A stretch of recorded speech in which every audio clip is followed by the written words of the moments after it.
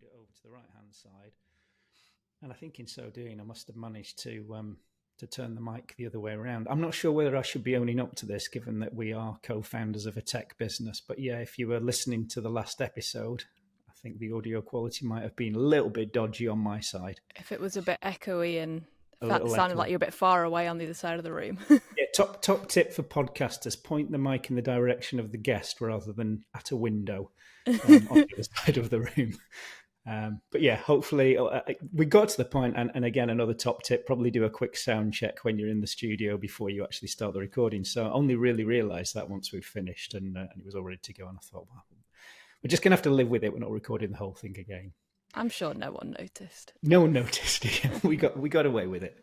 Hello and welcome to Season 1, Episode 6. This is the final episode in this season. It's been a real pleasure to have you with us. If you've stayed with us for all 6 episodes, thank you very much for so doing. Lots of exciting stuff coming up in Season 2, but we'll get to that in a little while. So I think today we just wanted to talk a little bit about open banking technology to kick us off, and then maybe a little bit more about what we're doing now, kind of beyond the charity sector, because we've been in that space for 8 years now, as we say. So moving now into the commercial space and starting to launch and develop some products. But thinking about what open banking has done. It's kind of completely revolutionized. Not just payments. Obviously, lots and lots of different areas within the financial space, from open banking, open data, open finance, and we're looking at all sorts of developments that are happening. But in terms of the payments, sticking with that for a moment, I mean, broadly, Carmen, do you want to just go over some of the benefits of using open banking in a broad sense? Yeah, so I think there are benefits from lots of different areas of open banking in the user. So there are benefits to the merchant, things like its instant settlement.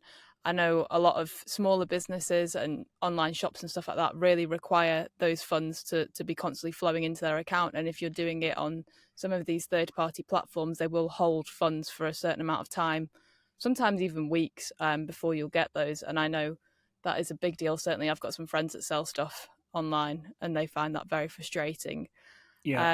Obviously the reduction in fees compared to card processing is the biggest and most obvious one that we've talked quite a lot in detail about. From the consumer, from the customer that's paying those transactions, it's simple, it's fast, it's secure. You're basically being pinged straight into your app on your phone, you're approving it, and it's going straight to the merchant. So there are lots of benefits. I think one of the things that, it's a really difficult one when you've got a method in place that's been in place for so long. People just accept that that's the way things are done. And I think having cards, we mentioned before, I think probably one of the earlier episodes, cards were introduced to the UK at about the same time that I was, which is a very long time ago, approaching 6 decades now.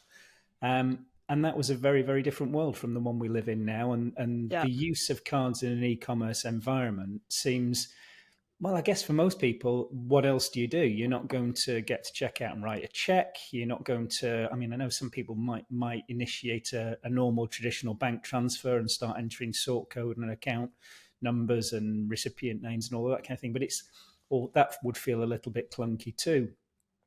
So the thing with open banking that I think is really, really massively important is that we finally have something that's a viable, genuine alternative, certainly in that e-commerce environment, to making that payment. Not only, as you say, we're reducing the cost massively making the payment, but there are other advantages too in terms of enhanced security. People talk about strong customer authentication and some of the methods that are used for SCA around cards.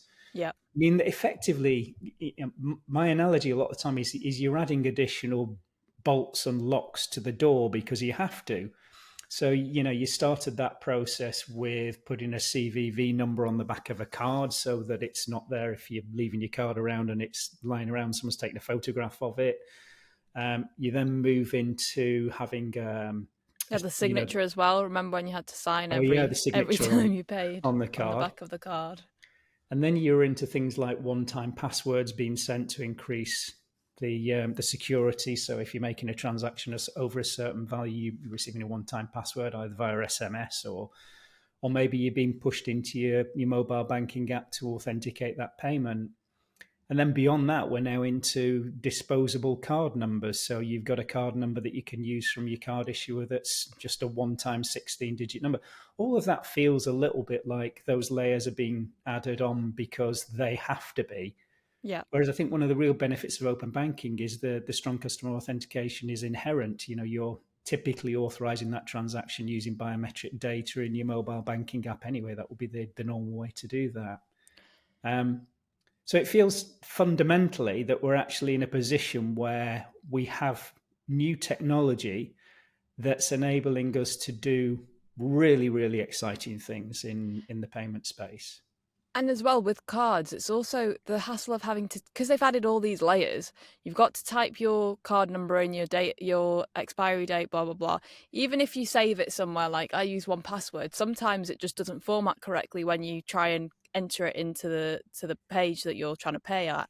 And you have to reformat it, type it out. I don't know, it's an absolute nightmare. And then, as you say, the irony is that you're often pinged into your banking app anyway, the same as you would have been for open banking at the end to approve the transaction. So I could have saved all that time. That's right. Yeah, it becomes totally redundant, doesn't it? Entering a 16-digit number, CVV, first line of address, expiry postcode, date, expiry date, all of that, and then ending up in exactly the same place, which is authenticating in the mobile banking app. To cost the merchant more and take them longer to receive the funds if you pay via card, it doesn't make sense. No, it doesn't make sense. But as I say, I think we're at that position now where obviously open banking is gaining momentum. It's fantastic that we've got HMRC being such a strong evangelist for it, and pretty much any tax bill you have now you can pay using open banking. I think we said before, including your fines as well, if you happen to cop for a tax fine. But I think that's really great because obviously that's putting this technology in front of lots of people. But on the other hand, I think for me it's been kind of a little disappointing in the sense that there's not been more revolution in the space in terms of the models that have been adopted. Mm. And I remember, I actually wish we could share it again, but the post that we stuck up on LinkedIn a few weeks ago, I don't know, you remember this one, I'm sure, because you've seen the photo in the past, but me in my punk days. And everyone talks about this technology and, startups and upstarts, and we're revolutionizing things. And I think what's been a little disappointing is that we've got this groundbreaking technology, and yet a lot of peers in the space seem to be adopting the same model, this kind of quite tired model of charging a percentage of transactions. And all they're really doing is reducing that percentage a little bit when actually we've got that blank sheet of paper to do things completely differently. Yeah, I think some people see it as, people are willing to pay this. They've been doing this for however many years. We can just come in a little bit lower, and that'll be enough of a selling point for people to use us, because they're still going to save money, which is great, and they're still using this new, safe, secure, simple, fast technology. Yeah. But it's a shame not to seize that opportunity and really change the whole space. But I think that the significant difference now is that you are removing so many intermediaries from that payment flow. So that's what's giving the opportunity to absolutely slash those costs. As a payment processor, we can do so basically everything, the whole process, start to finish. Exactly. There's one organization sitting in the middle of that transaction rather than several. Yeah. And that's always been the challenge, I think, that there are so many mouths to feed from that transaction using a card that it becomes difficult to reduce those costs. So yeah, and again, I think it's great to have that opportunity to actually just come at this in a completely fresh way with a different approach and a different model. I noticed you didn't pick up on the fact that I was holding a cigarette in that photo. Oh yeah. Not a great habit. Good one that you left. No, it was one of those that talking about being well for a second. Yes. I think I stopped the smoking when I started running. Probably started and stopped in fairly short period of time because I realised it wasn't really great for going out for a run. Struggling on your runs. Yeah, exactly. Manu, I notice you've been outside now. Yeah, never thought I'd run in my life. Ran my first 5K a couple of weeks ago. I was going to do couch to 5K, and then I just thought, it's going to take too long. I'm just going to try and run it and see what happens. And I actually managed it. It was okay. So I've done probably 4 or 5 now.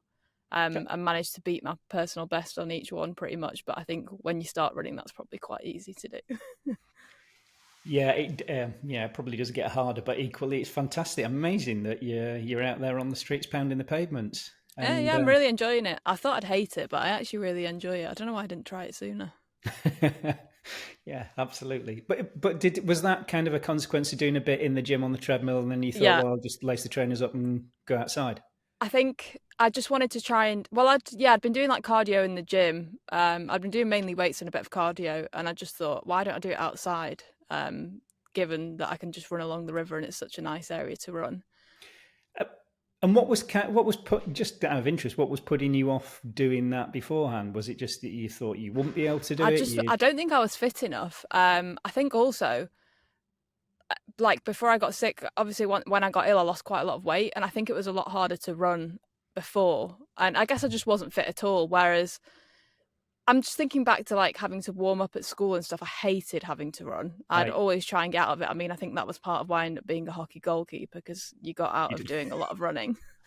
But yeah, I don't know. I just didn't. I didn't think I'd like it. I thought I'd get really tired really quickly. But I put my headphones in. It's almost like meditative. I quite enjoy it now. Yeah. I say It's after having done 4 runs, but Yeah, no, but keep it going. It is a great thing, and of course, it's a great time of the year to be starting because you're Mhm. going to be going into the good weather, which makes it all the easier, definitely, rather than those cold, dark, rainy nights or mornings. But yeah, funnily enough, I was the opposite at school. It was about the only thing that I'm going to loosely say enjoyed, because that's probably pushing it too far. But I was so rubbish at everything, football, any of the team sports. I was just so terrible. I was always the person picked last when they were doing the lineups and choosing people for Oh the team. no. And go on, then we'll have to have Kieron. So I quite enjoyed doing the cross country stuff, as long as, again, the weather was reasonable. And I don't know. I like to get out there and do my own thing. Never really much of a team player when it comes to sports or even running. I quite enjoy doing running with a club. If it's, now and again, I've joined clubs and I'll go out once a week with them, and I do find the conversation great and so on. It's really nice. But Oh, I don't think I could speak while I'm running. Don't talk to me. yeah, I guess it depends what the run. I guess it depends what the run is. You're quite right there. If you're going out for a tempo run, no chance at all. But no, it's just great to see. I'm really, really pleased that you're doing that and enjoying it. It's really fantastic. Well done. And you've started a training program as well, haven't you? Yeah, well, at my age, I've got one A goal really, schedule. which Yeah. is just to enjoy it. That's the main thing. And I'm on Strava and have lots of friends on there, and often people will share tips and advice. And I kind of, at my age, I kind of go, not really going to set any PBs now, but at the same time, I thought, well, why not? For a few weeks, I've actually booked it to coincide with a half marathon, but whether I do it or not kind of doesn't matter. I just want to see whether I can do some of mix it up a little bit, I guess, do some interval training and some hill repeats and those kinds of things, because it's a while since I've done them. So more for fun than anything else, but be interesting to Yeah. see. It's fun to have like structure and I don't know, have like goals that you're trying to reach and have set runs that you're going to do every week, and I think that's cool.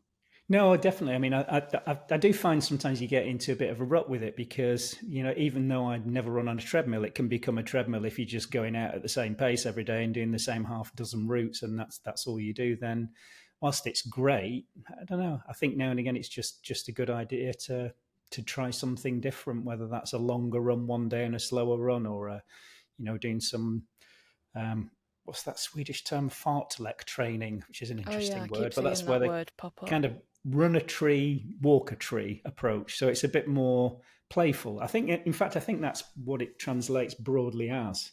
I'm sure some Swedish listeners are going to correct me immediately, but I think it's that kind of playful approach, almost like being a child and going for a run and going, right, I'm going to sprint this bit, and then I'm going to jog this bit, and then I might walk a little bit. And it's, again, just mixing it up. All good Yeah, fun. I was looking at getting some new trainers, and there were words like fartlek and tempo and all that, and I was like, I don't know, just give me some It, trainers. Even after all these years, I'm seeing new ones. My schedule tomorrow says progression run, and I've not seen. And again, any runners listening will go, "Well, surely you've heard of that," but no, I haven't heard of that. I've heard of tempo and threshold and intervals and hills, but progression run's a new one on me. So always time to learn. Always time to learn. Anyway, enough on that. But really pleased you're enjoying it. That's great, and I hope you keep it up. And maybe we can get out together next time I'm in London. Good fun. Yeah, definitely. Where were we? We were talking about disruption. Disrupting the disruptors is what Disrupting the we're disruptors. calling Yeah. this So episode. I think that's really what we're looking to do in terms of being able to leverage, harness the power of open banking, as we say, and looking at the technology and saying, what does that allow us to do that's different, that really shakes things up. And I think whether it's been telecoms or company formations, domain name registrations, all of the different things that we've been involved in over the many years, there's always been that idea that just charging a fair price for a day's work effectively, and if we can do that and still ensure that the business is successful and profitable and not have to you know take people's eyes out with price just because you can, I think it's a great thing. So Yeah. And I think as well with open banking, it's pretty obvious that it has to be the merchants that drive the adoption. So it has to be merchants that are wanting to put it on their checkouts and present it at the till or wherever it is that's going to be an option. And if you're coming in at something that, if you as the provider is coming in at a price point that's just a little bit less than cards, are they really going to drive that adoption that much? Because it's a lot of hassle for them and also for their customers to completely change the behavior they've had for all this time. yeah. So I think as a business, as a payment provider, you want to be like, wow, this is totally different and really disrupt the whole sector. And what do you think the reason is, or what if they're making significant savings on processing payments, why is that an incentive for the merchant? And how, I guess, sorry, I'm asking that in the wrong way. How does that benefit the customer? I guess is the end user. I'm at the checkout making the payment. What's going to, What's going to motivate you to do yeah, it? I think yeah, there are so many different things that a merchant can do. So I mean, let's say you're on an e-commerce store buying clothes. You could offer free delivery for people that use open banking, that select open banking at checkout, things yeah, like that. Because straight away you can calculate, okay, I'm going to need, the average basket value is going to be this, yeah, and I'm going to save this amount per transaction if I use open banking instead of cards. Okay, that'll cover the cost of delivery. I'll give them that free. And I'm personally a sucker for free delivery. Like, I'm the kind of person that if I need to spend 30 quid to get free delivery, I'm going to spend £30. um, so that could be one. You could do things like loyalty points, rewards, discount codes. There are so many things that are going to help make your customers select that at checkout. And I think at the start, maybe this is going to be when it's hard and you have to implement more of those sort of driving forces for people yeah, to do that, because they're changing their behavior that, as you said, people have been doing for decades, paying with cards. yeah. But I think once people start to do it as a customer, it's much easier to pay with open banking. So it's just trying to get them The over those first one, first few transactions, yeah, and then by default, and they'll recognize it as checkout as well, because it's not even like, how do I get them to do it? It's also why would they do it when it's something that's completely new? When I see sometimes on a website and I see a bunch of different payment providers, I'm never going to try and select a different one. no. I'm just going to go to the ones that I recognize, unless there's that incentive and real reason for me to do that. So Yeah, I mean, you're right. Free shipping seems a really obvious one. If it can support that or subsidize that, even if it's free shipping on the first order, it depends on how much shipping costs are and what you're shipping, I guess. of course, But that would be a really obvious one. I think also the loyalty points you mentioned super valid as well, because at the moment, really, what you're doing when you're using a card is you're just funding, or you as the retailer or the merchant are funding the loyalty scheme of the card issuers yeah. rather than your own. And you know, It seems I've silly often, because they're gonna come back to you if you're using a loyalty scheme at checkout for people using open banking. That's another way you're also getting them back to your business, yeah, rather than, as you say, to a VIP lounge of a card payment provider, or yeah, exactly, discounted tickets for a concert with a card payment provider. I don't know. exactly. which is all about, again, reinforcing the brand. And the sums that I've seen that are spent on those loyalty programs by the card networks is just mind blowing. I mean, really significant amounts of cash going into those. So yeah, and again, if some of that can be diverted back to the consumer benefits, it's but genuine consumer benefits from the retailer's point of view, i.e., their consumers, their customers, as you say, that becomes super valuable from a merchant's point of view. They're keeping it within their community of, you know, the customer that's paid with that merchant benefits, but also they're going to come back to that specific merchant. Yeah, yeah. No, you're right. So let's talk just a little bit about we want to do that and kind of shake things up a little bit and come in with some really kind of radical pricing approach to this. And we've done that by hitting the 1p per transaction with no percentage fees. That's where we're at for our commercial offering now, which is, I think, blowing people's minds a little bit. I don't know if we've shared it before, but it might be nice to share that sort of cost comparison. We can do a screenshot of what we've got on our homepage and just so people can see, because I guess if you're not a merchant, you might not realize how much it costs usually to process a card payment and compare that. And like, I had no idea until we started using cards for Wonderful originally, and I was going into Stripe and stuff. I didn't know that you paid a flat fee and a percentage on every card payment. So for anyone listening, it is pretty crazy. Yeah, those sliders they are fun to use and just get a sense of what those savings are. And we've got those in place, as you can see there, for the main providers. I think we're comparing Stripe's headline rate and PayPal's headline rate, and then there's an option for you to, if you're a retailer merchant, you can put in your known fees in there and compare them with what you're currently paying and see the savings. Very significant. And again, this is clearly assuming 100% share at checkout, that everyone's going to switch to open banking, which, you're not going to get 100% share at checkout from day one. But it kind of doesn't matter, because even if you're getting 50%, 30%, 20%, I think when we did the maths on this, the break-even point for most small businesses is as low as 4 to 5% checkout share. So if 4 or 5% of your users are using this, you've already, you're breaking even on introducing it. And I think the beauty is that whatever number you start at, realistically, it's only going to go up. Yeah. Again, some of those figures that seem to be pretty well borne out across the sector now are 85 to 90% return rate for the consumer to go back and do it again, having once used open banking. That's crazy.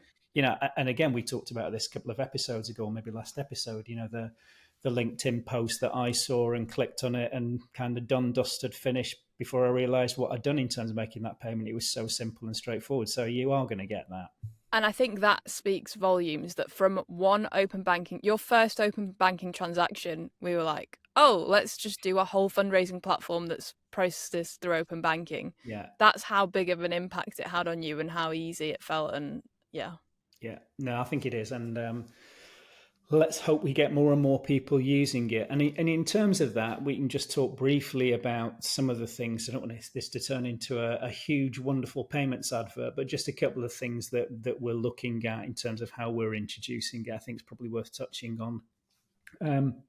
So we kicked off, I think, really just to see that we could build this in a commercial environment and how it might work using smartphone apps. We kicked off a few months ago with our first smartphone app, which is available on Android and Apple stores.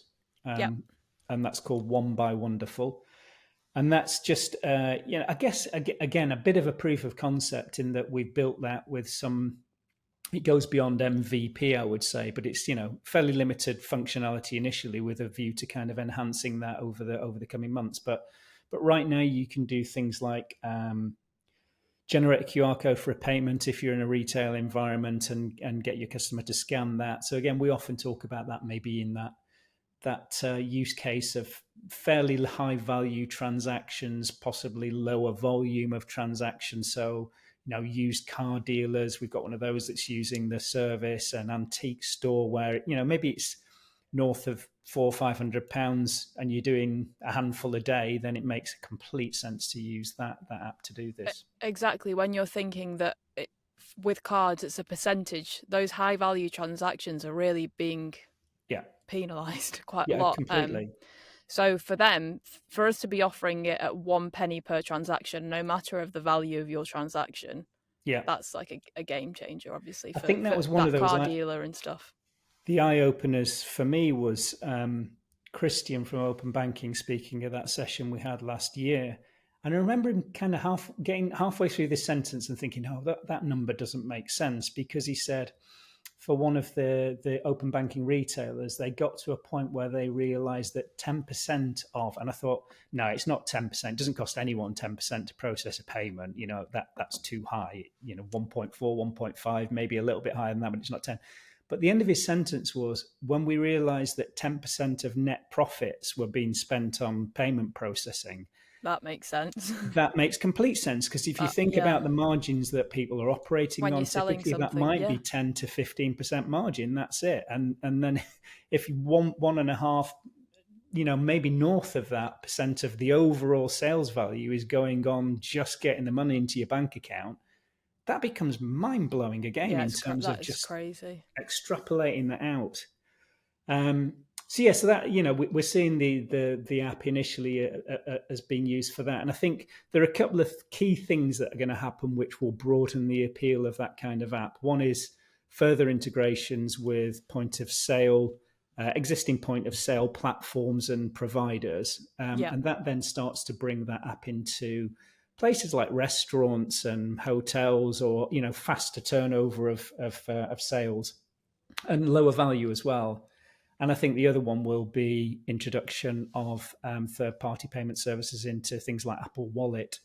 yeah, So suddenly you're at a point that'll where be a you big one. can use open banking at Costa Coffee or Starbucks or somewhere like that, where at the moment, I would say if you're making those kinds of purchases, you are definitely going to be through that checkout process much, much faster by just doing a tap and pay.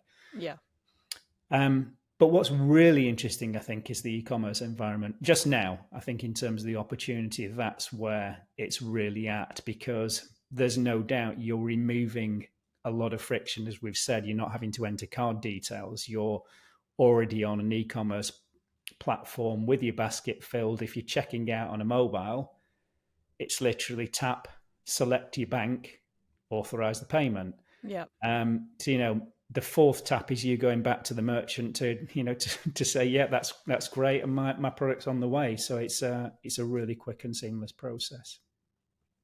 yeah, definitely. So I think in terms of, we're seeing very much that's where our initial rollout's going to be, through those e-commerce platforms. And then again, I think looking at other platforms that people are using to either generate payments, so accountancy type services, your Sages and your QuickBooks and Zeros and all of those, where payment links at the bottom of an invoice auto generated seem really, really a powerful option as well. Yeah, I think as well we've kind of used the same approach to deciding what route we're going to go down and how we're going to go down it as we have with previous businesses like the telecoms business, and that's having those three objectives of being easy to find, it being easy to sign up, and it being easy to use for our customers. Yeah. Because we're targeting that sort of small business sector, especially, we want all three of those to be met. And I think what's interesting in terms of that approach from the customer's perspective is that it's like the exact reverse from how we go about building that. And I guess any Yes. business would go about building it. You're almost starting at the other end of that funnel. So, we started by making sure that the payment process was the easiest possible, doing all the bank integrations, checking all of those worked, and then making sure that from a payment service user, a PSU, the consumer effectively, from their point of view, that experience was optimal. It has to be, especially because, like we said, we might be the first interaction someone has with open banking. So if it's a negative one, that might be it. You might have blown it. So we wanted to make the best first impression we can.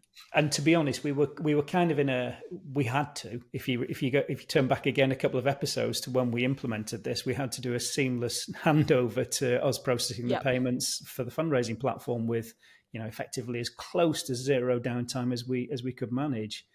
And I think it pretty much was. I think there was a period in the middle of the night as we switched over, and that was it. So that's the starting point in terms of building, making sure that user experience, the user of the product, even going beyond, the merchant's Yeah, experience and yeah, sign up. We weren't looking at that particularly initially. Um, we then kind of started to look at that next, and again, a lesson in business generally is just keep iterating, keep refining, because I think our sign up process is now probably on version 7, 8, who knows, but we're just constantly trying to make that process as smooth and seamless as possible for the user.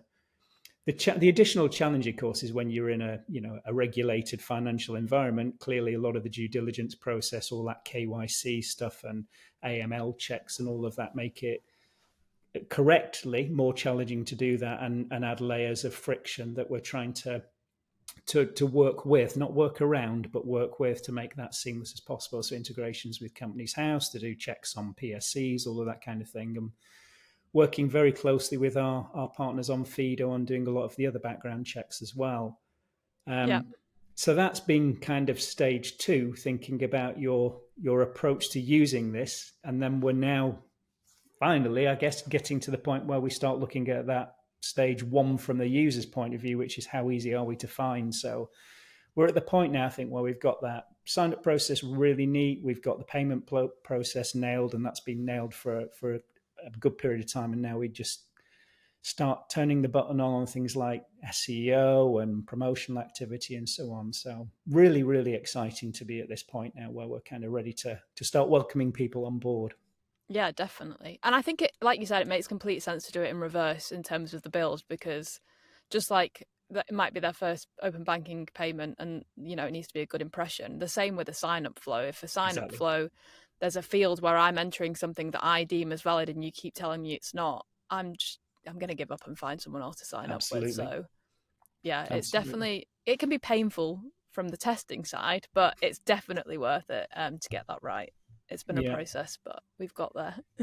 And I think at the price point that we're at, we're obviously looking at targeting, in our view, a sector that's often, I'm not going to say ignored, but potentially underserved. I think the small business sector often is, last to the table, and it's really nice that we can do that. But in doing that with the pricing model that we have in place, then we need to make sure that sign up process is as automated, slick, and hassle-free as possible for everyone. The last thing we want is lots of people on the phones to customer service saying, "I'm not sure how to do this," or "Can you help me with that?" or "How do I upload this?" So making that very, very slick and automated is critical for us. For sure. And that's assuming that people are willing to do that as well. Because so many people, if you've made a really bad onboarding flow or a really difficult sign up process or something's broken, you can't rely on your customers being nice enough to write you an email and tell you about it. Of So, course, of course.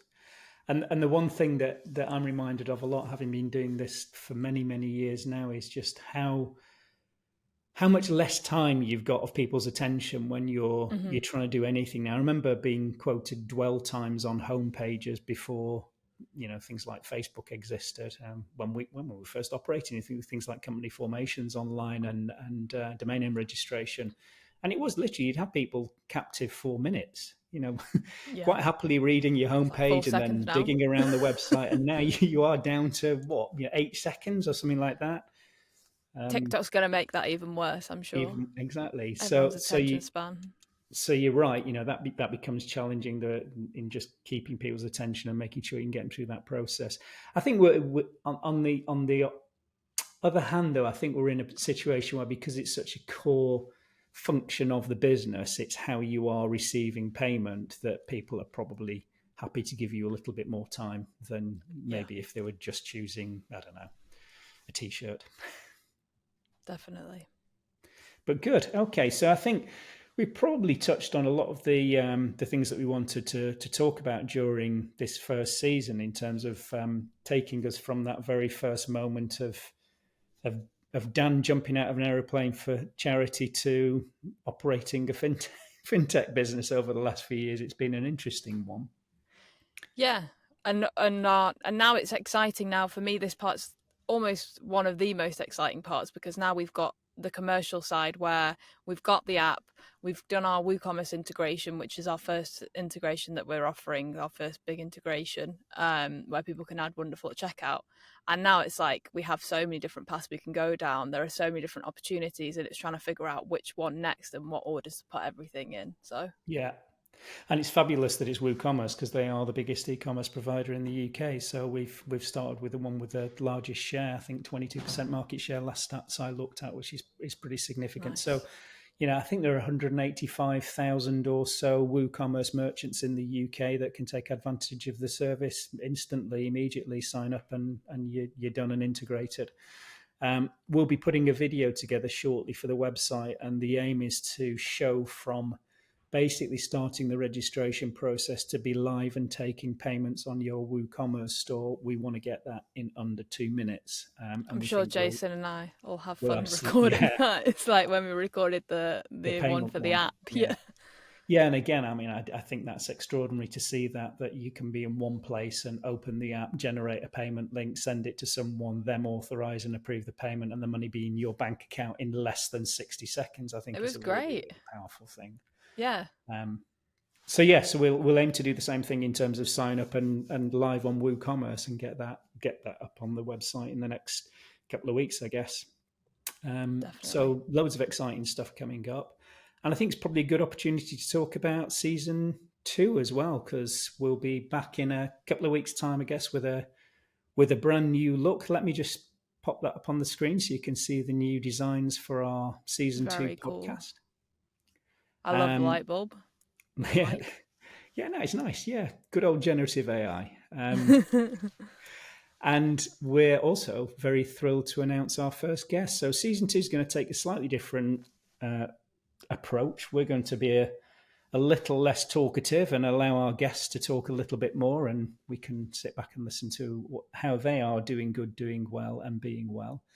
And our very first is somebody that will be very familiar to people in the fintech sector, Theo Lau, who's joining us for season 2, episode 1. Just quickly showing her LinkedIn profile, but we'll also add a link to Theo's LinkedIn profile in the show notes as well, so you can take a look beforehand if you want to find the extraordinary things that Theo's doing with unconventional ventures and much more. Published author in the fintech space and extremely well-respected voice for the sector too. So it was very cool to see her book on someone's desk at the office this morning just before we recorded. I thought, oh, what a coincidence. What a coincidence. Literally as you were walking in. That's great. Fantastic. I'm sure she'll be thrilled to hear that as well. Let's take a picture. Yeah, absolutely. Yeah, well, share, if you take, I'll pop that on the screen. There you go. Fantastic. So thanks so much. Oh, sorry, go on. Interrupting you. No, I was going to say, if anyone else wants to guest, we're still looking for more guests, and we've got a few lined up. But if you want to email hello@wonderfulpodcast.com, we'd love to have more people on. And also, if you have any questions that you'd like to ask our guests. Yeah, we've not prompted questions. We should do that. If we've see whether we can get a couple more questions in from listeners, that would be great. I think we've actually only dealt with one on the first season. So yeah, 1 or 2, I can't remember. It might have been 2. Okay. Marvelous. So yes, that's where to find us: Apple Podcasts, Spotify Podcasts, YouTube for the video, and also if you want, subscribe via wonderfulpodcast.com too. So if you sign up there, you'll get a lovely formatted email in your inbox when any new episodes are published straight away. So lots of ways to follow, engage, and really look forward to seeing everybody in the next season. Thank you ever so much. Thank you.